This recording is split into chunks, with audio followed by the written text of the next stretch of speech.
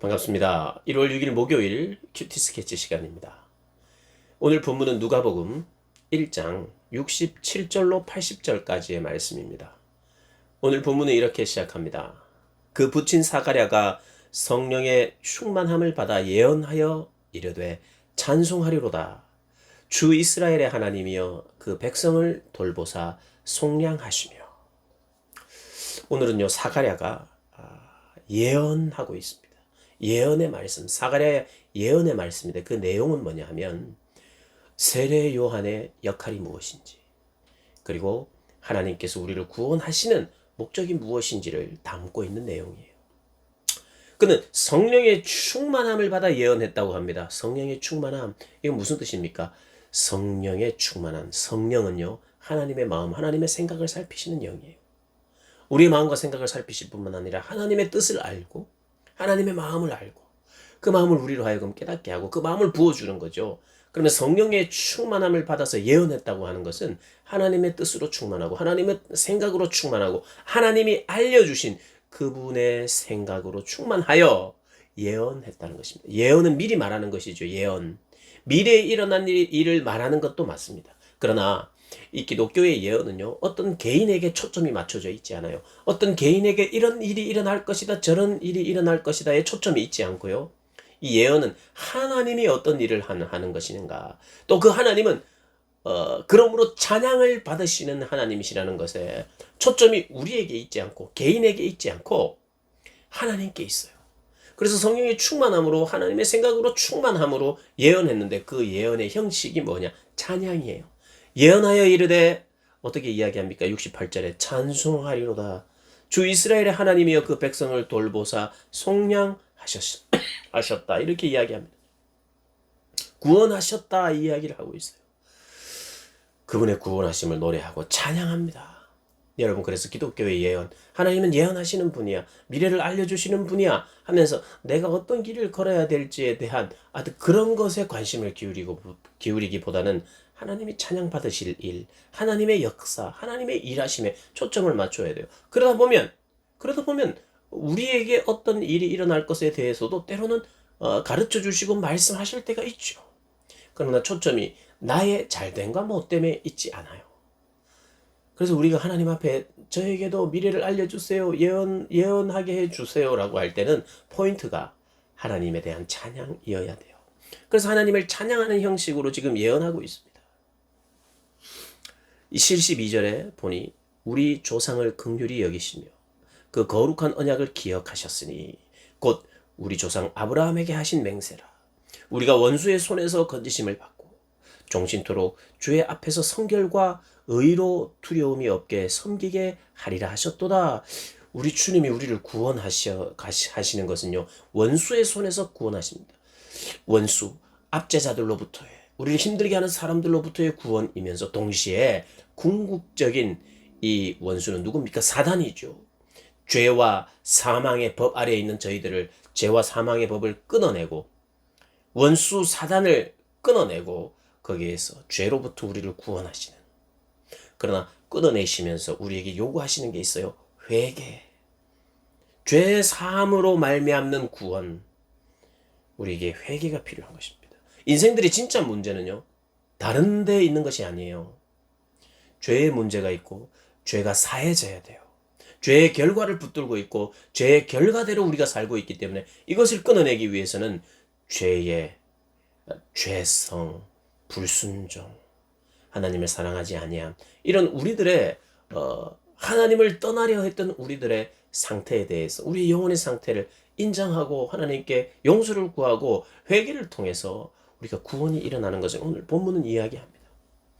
그러면서 그 구원을 통해서 우리에게 일어나는 중요한 일은 뭐냐 하면 75절에 나와요. 종신토록 평생 그분을 주님 앞에서 성결하게 살게 하신다. 성결하게.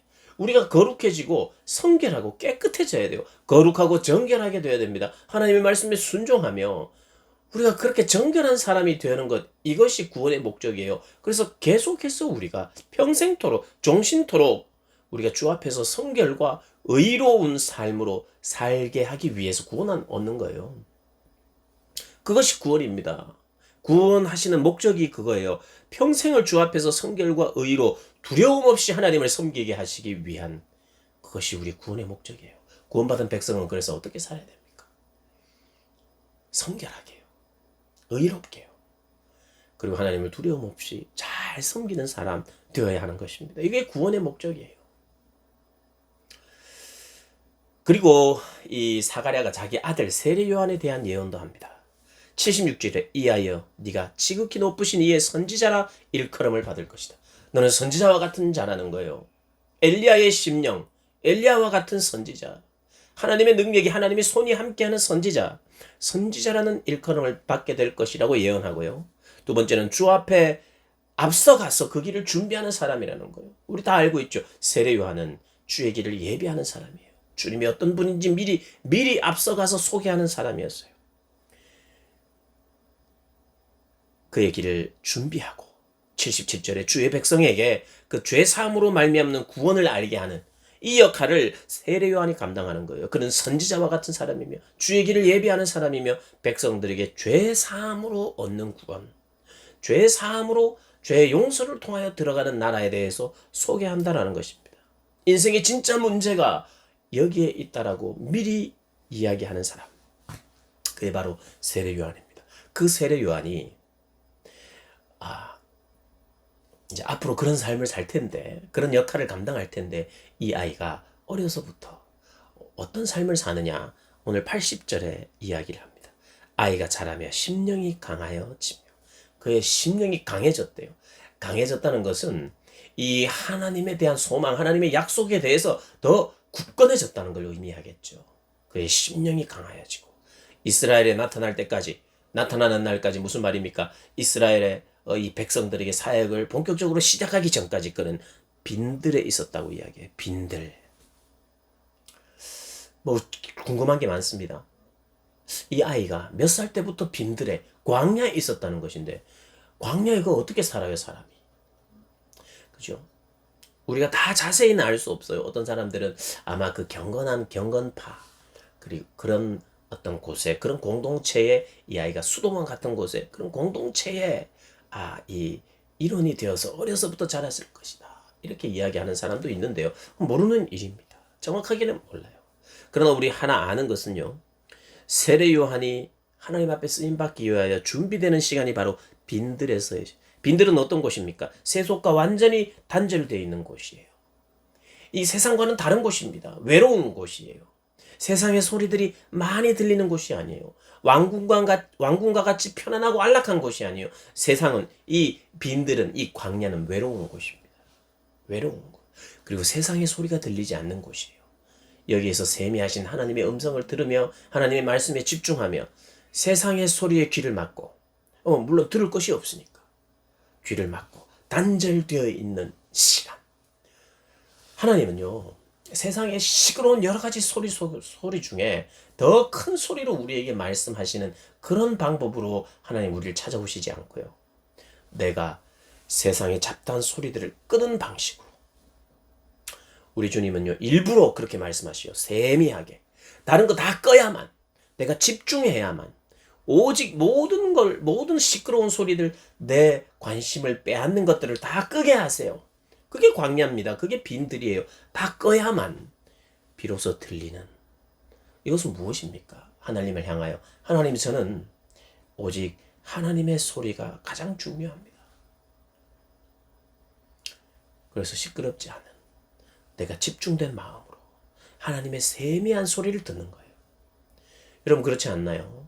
우리가 여러 복잡한 우리의 관심이, 우리의 마음이 빼앗긴 그런 상태에서 하나님의 음성을 들을 수가 없습니다. 하나님은 언제나 우리에게 그것을 요구하세요. 때로는 그것이 고난이 그것을 더 쉽게 만들기도 하잖아요. 내 모든 헛된 관심들을 꺼버리고 마치 빈들과 같은, 광야와 같은 곳에서 들려올 소리가 저에게는 하나님의 소리밖에 없습니다.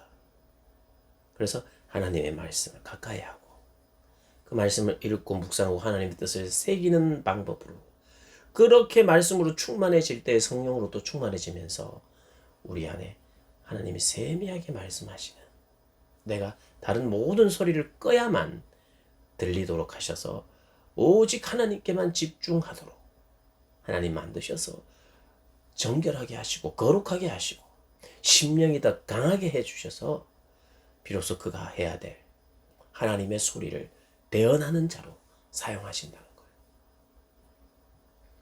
여러분, 이것은 세례 요한에게만 해당되는 게 아니에요. 이 시대를 살아가는 저희들에게도.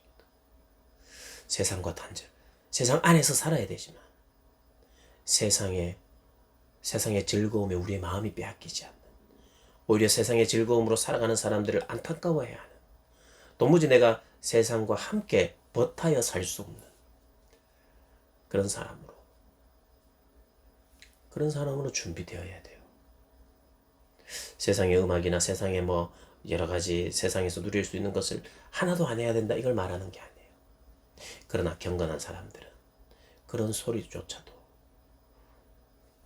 많이 끕니다. 그런 소리들이 방해가 될 수 있어요. 나쁜 것은 아니지만, 죄는 아니지만 그것이 나로 하여금 하나님의 소리를, 세미한 음성을 듣지 못하게 한다면 언제나 꺼버리는 거예요. 그런 외로움의 자리에서 하나님을 더 깊이 만나게 됩니다. 이거는 예외가 없어요. 모든 경건한 그리스도인에게 공통적으로 나타나는 그러한 어떤 환경, 그런 과정, 이런 것으로 볼 수 있습니다. 빈들에서, 광야에서 시끄러운 세상의 모든 소리들을 끄고 하나님의 세미한 음성을 들으며 이 시대에 하나님 쓰실 그 하나님 앞에 준비되는 저와 여러분 되시기를 주님의 이름으로 축복합니다.